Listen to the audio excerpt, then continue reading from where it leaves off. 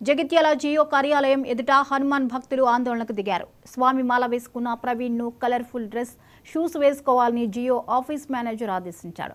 హనుమాన్ దుస్తులు విప్పనందుకు ప్రవీణ్ ఉద్యోగంలో నుంచి తొలగించాడు మేనేజర్. దీంతో మేనేజర్ పై హనుమాన్ భక్తులు ఆగ్రహం వ్యక్తం చేశారు. రోడ్డుపై బైఠాయించి ఆందోళనకు దిగారు.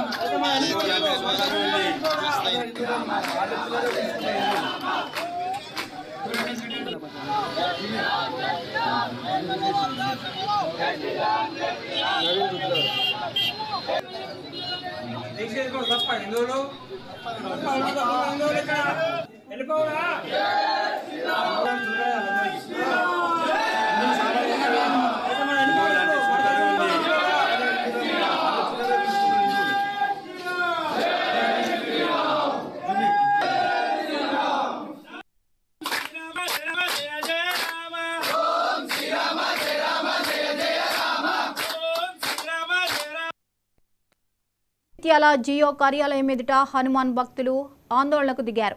స్వామి మాల వేసుకున్న ప్రవీణ్ ను కలర్ఫుల్ డ్రెస్, షూస్ వేసుకోవాలని జియో ఆఫీస్ మేనేజర్ ఆదేశించారు.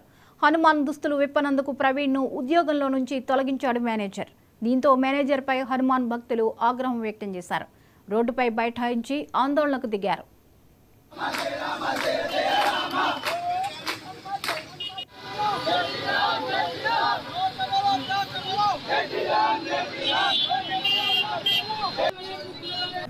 మా సురేష్ సార్ క్రిస్టియన్స్, మేము హిందువులం. మేము మాలేసుకోవడం జరిగింది.